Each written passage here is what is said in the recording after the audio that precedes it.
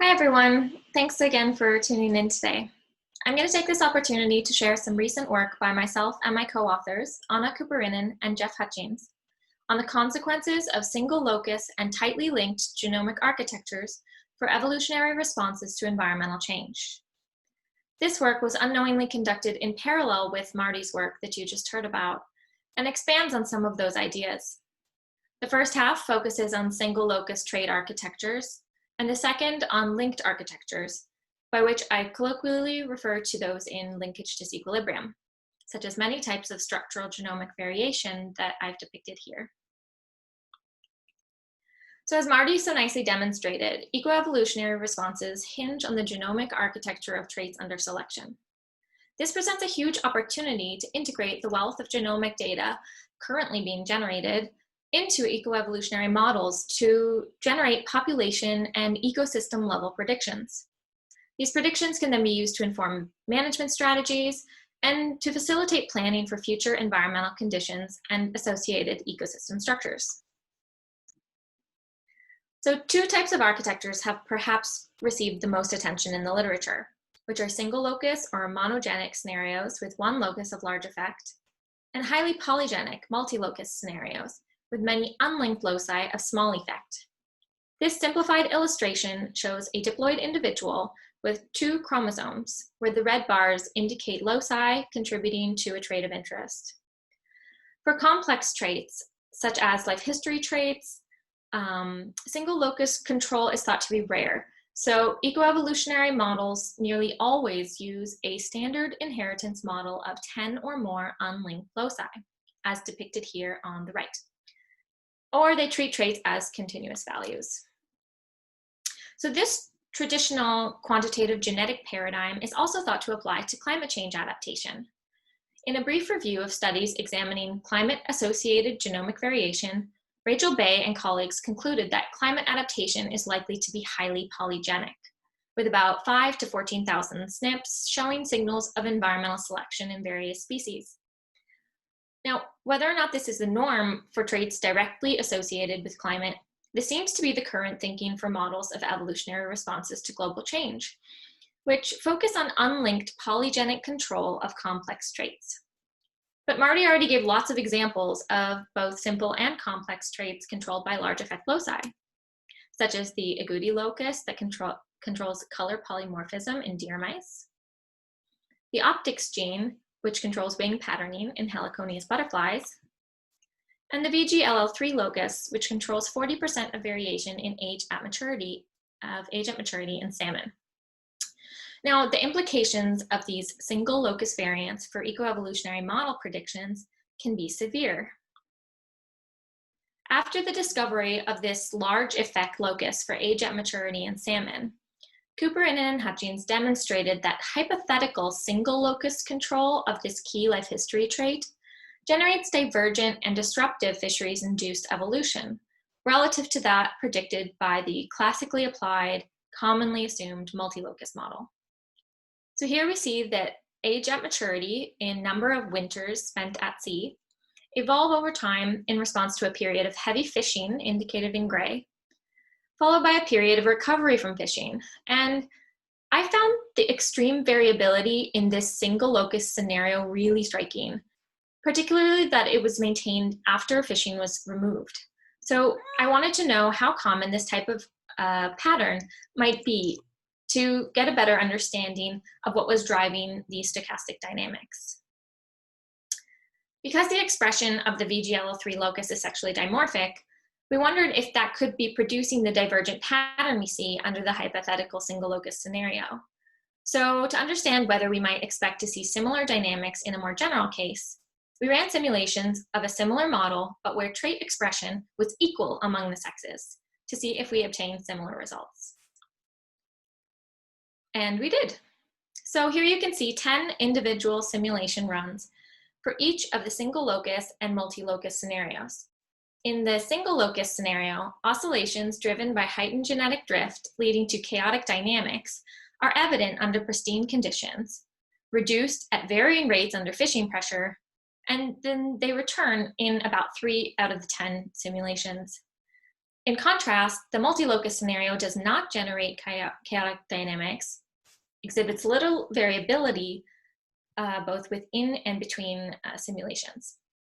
Consequently, single locus control causes largely divergent and disruptive evolution of age at maturity with a wide variety of possible evolutionary trajectories and greater trait variability within trajectories, whereas polygenic control results in unidirectional, more or less predictable evolution towards earlier maturation.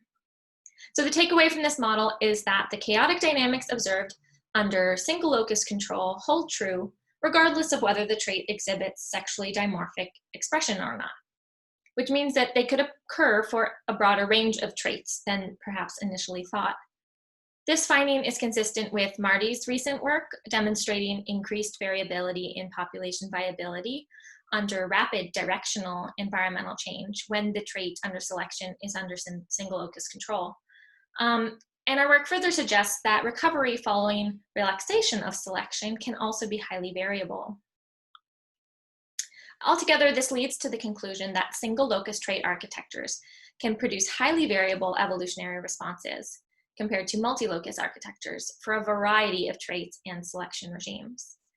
So then it seems to me to be really important to understand which traits can be pinpointed to a single location in the genome. So going back to our architecture models, let's just assume that for complex traits, like those contributing to growth, behavior, climate adaptation, polygenic control might indeed be the norm. But adaptive genes can be clustered together in tightly linked blocks that undergo reduced or no recombination. There are several mechanisms by which linked clusters, genomic islands, or haploblocks, as they might be called, might evolve in response to selection, but all are characterized by a reduction in recombination to avoid splitting up complementary alleles. So the lower the rate of recombination, the greater the degree of linkage disequilibrium. When LD is sufficiently high, indicated here by the curved solid lines connecting 10 loci of small effect on the right, the inheritance pattern of a genomic region containing multiple loci resembles that of a single large effect locus, as shown on the left, such that complete linkage among genes would result in their co-inheritance. In this extreme example of complete linkage, a polygenic trait could exhibit single locus dynamics, which I've already shown can be extremely variable and unpredictable. And although extremely linked, these super tightly linked architectures are not rare at all. The most well-known and perhaps taxonomically widespread are probably those associated with some chromosomal rearrangements, like inversions, which are associated with a variety of phenotypes and eco-evolutionary processes. Extreme cases of tightly linked co-adapted gene complexes associated with discrete complex phenotypes are called supergenes, and they underlie key life history traits in a variety of species. Other types of structural variation can also reduce recombination rates, thereby linking adaptive traits. So there's at least one example of a complex copy number variant maintaining linkage among candidate genes associated with multiple traits. In this case, plumage coloration and thermal adaptation in the common myrrh, effectively acting as a supergene. There's emerging evidence that structural genomic variants might comprise the most important source of genomic variation in natural populations, as they've been found to account for several times more variation than SNPs in terms of the number of affected nucleotides. For example, they account for 3 times more variation in the Australasian snapper, shown here, and about 12 times more in humans. But it's not just structural variants that reduce recombination and link adaptive alleles. There's a ton of mechanisms that do this. And when you imagine these mechanisms all working at once, some increasing LD, some decreasing it, you can end up with a genomic architecture falling pretty much anywhere along this spectrum. Which leads me to my next conclusion, which is that linked genomic architectures are ubiquitous and exist along a continuum of linkage disequilibrium, even though I only showed you some of the most extreme examples here. But this means that we need to reassess common assumptions regarding the degree to which genes contributing to a polygenic trait are likely to be physically linked or experience some level of reduced recombination. So the rest of my talk will make the case for why I think that linked architectures are going to be particularly important in the context of rapid environmental change.